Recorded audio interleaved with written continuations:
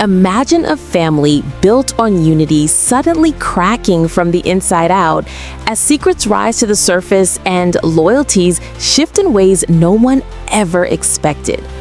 What if I told you the drama inside the Brown household has reached a point where silence speaks louder than arguments, and every decision pulls them further apart instead of closer together?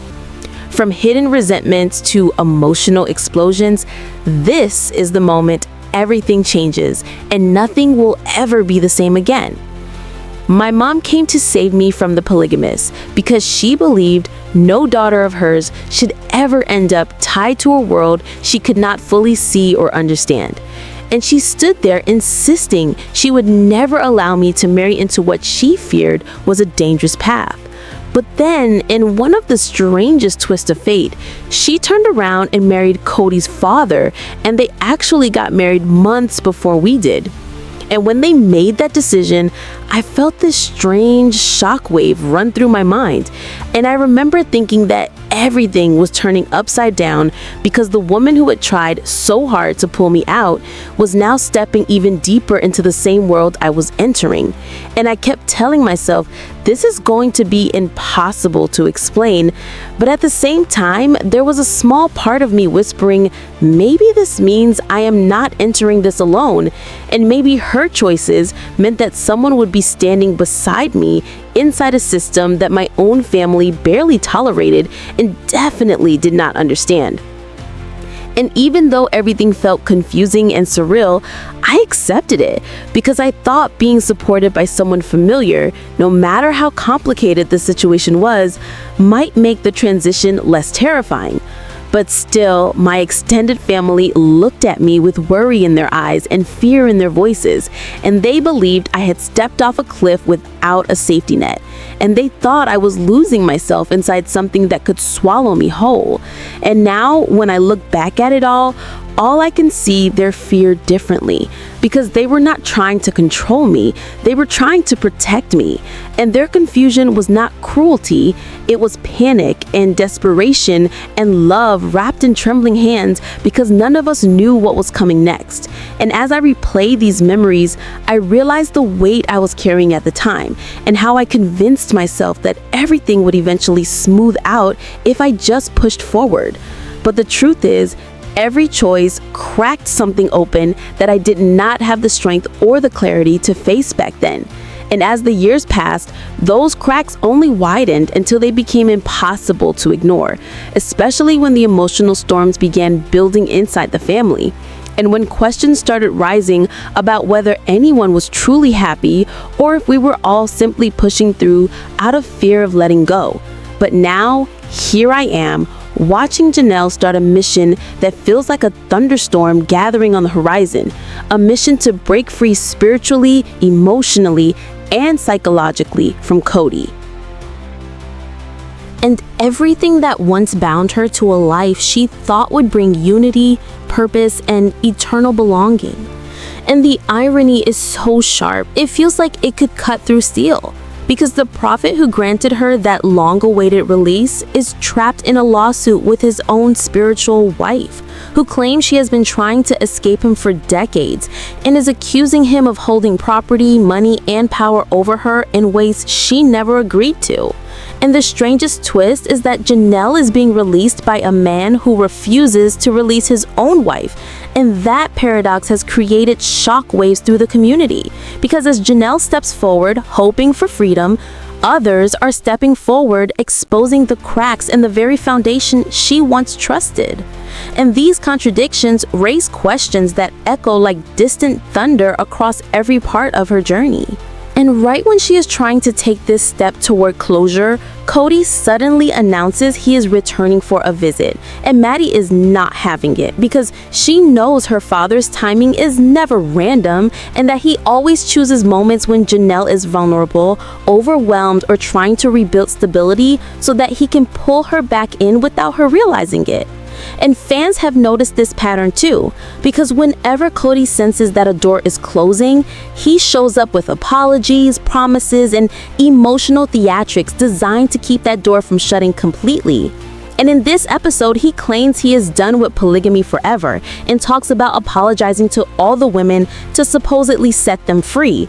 But the dramatic twist is that they are already free, and his sudden burst of introspection seems more like a performance for the cameras than genuine accountability. And it feels like he is doing it to repair his image, to soften the storyline, and most importantly, to protect whatever remains of his marriage with Robin. And now as Janelle sits with her friends discussing how she's preparing for her spiritual release, the atmosphere shifts from reflective to unsettling because it becomes clear she is not just trying to move forward, she is trying to break the last chain that binds her to a covenant that once dictated her entire sense of identity and eternal purpose. And the deeper she goes, the more intense the emotional storm becomes because there is history here. History so heavy it pulls on every part of her story and every decision she made long before she knew what the consequences would be. And as we peel back the layers, we begin to see how her past was shaped during one of the most violent, chaotic eras in the polygamous community. And when you step back and look at the timeline, the fear in her family suddenly makes sense because the world she entered was not just controversial, it was dangerous, with factions fighting and doctrines twisting and loyalties shifting from one leader to another. And the threat did not just come from the outside, it came from rival groups and even from within the same circles that claimed to be united in faith and purpose. And during the late 80s, when Janelle was stepping into this world, the landscape was soaked in tension and uncertainty because the aftermath of the Roulon-Allred assassination was still rippling through everything, and the shadow of Hervé Lebaron and his followers continued to haunt the community long after his death. Because they believed his writings were prophetic, and they believed they were chosen to carry out unfinished missions. And this meant that anyone leaving or challenging the doctrines could become a target. And the violence that erupted in 1988 showed just how far these extremists were willing to go. And when we step back and look at what Janelle stepped into, we realize she was walking into a storm she never fully understood. Because the danger was not abstract. It was real, it was violent, and it was unfolding inside the same network of belief systems she began embracing as part of her spiritual journey. And now as she seeks her release, she is confronting not just her emotional ties to Cody, but the entire world she once committed her life to. And with every step she takes, new revelations emerge, new conflicts arise, and new questions form about whether she is truly stepping into freedom or stepping into a new version of the same cycle.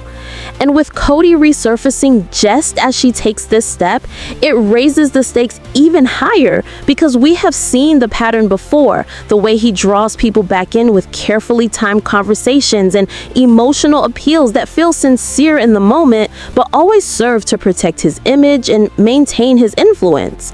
And this is where the suspense tightens, because we are watching a woman trying to break free while the forces that once held her continue to circle around her. And the question that lingers like a silent echo is whether she can finally escape the emotional gravity of a system that shaped her entire adult life, and whether this release truly marks the beginning of her freedom or the beginning of a new battle she has not yet seen coming. In the days that followed, the growing tensions within the family became impossible to ignore, as whispers turned into arguments, and arguments turned into long silences that carried more weight than any explosive confrontation ever could. And while Cody tried to maintain control over a situation that had long since spiraled away from him, the rest of the family began drifting into their own corners, emotionally, mentally, and spiritually, finding refuge in the few places they still felt safe. And one of the most striking shifts occurred when the older children started openly questioning decisions that previously they would have accepted without hesitation. Because the illusion of unity had finally shattered, revealing a complex network of fear, resentment, loyalty, and confusion, woven so tightly that none of them could separate one emotion from another. And as Robin continued to insist that she had no influence over Cody, even while guiding almost every conversation from the shadows, the other wives felt themselves fading further away from the roles they once played so confidently in the family structure they helped build from the ground up. And now those roles felt hollow, like scripts from a play that had been rewritten without their knowledge, leaving them on stage with lines that no longer fit their character arcs. And within this new reality, Christine found herself questioning every decision she had made in the last decade, wondering if the sacrifices she endured were ever seen or appreciated. While Marie continued to wrestle with the quiet ache of unrequited commitment and emotional abandonment that had been slowly eating away at her sense of self until she barely recognized who she had become. And Janelle, caught in the middle of practical loyalty and the deep desire for personal independence, began distancing herself emotionally, choosing solitude over conflict because she finally realized that proximity to dysfunction does not heal it.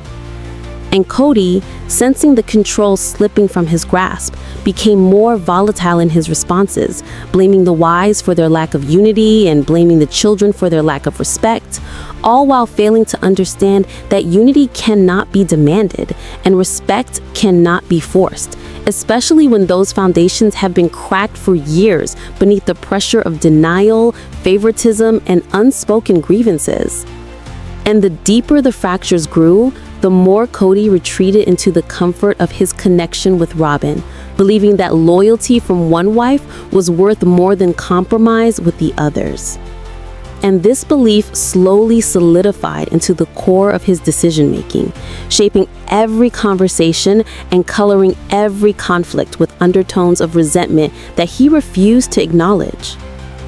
And during this time, tensions around finances, family expectations, and emotional responsibilities became impossible to navigate because everyone felt drained long before they even entered the conversations.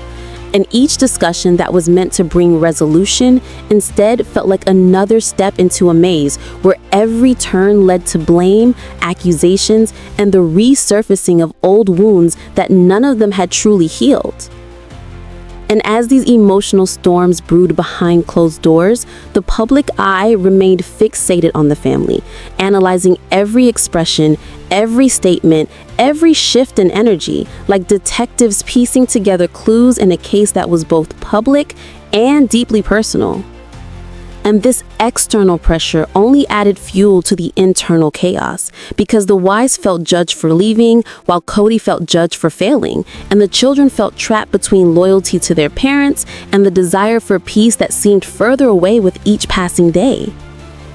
And it was during these vulnerable moments that previously buried resentments resurfaced with staggering force, revealing just how long each member of the family had been silently carrying emotional burdens disguised as family obligations.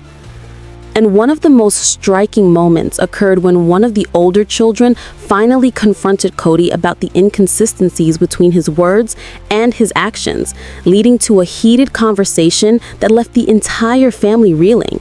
Because for the first time, someone had spoken aloud the truths that everyone had felt, but no one dared to voice. And instead of acknowledging the pain behind the confrontation, Cody reacted with defensiveness, turning the moment into yet another example of what he perceived as betrayal from within his own home. And moments like these accumulated, forming layers of emotional debris that made communication nearly impossible because the past was always present, taking up space in every room and every conversation. And the wives, unable to find common ground with Cody, began seeking comfort in each other, forming unexpected alliances built not on shared beliefs but on shared exhaustion.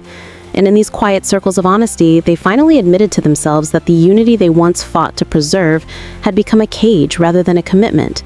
And the realization hit harder than any argument ever could, because it meant acknowledging that the life they envisioned was no longer possible. It may never have been possible in the way they once believed.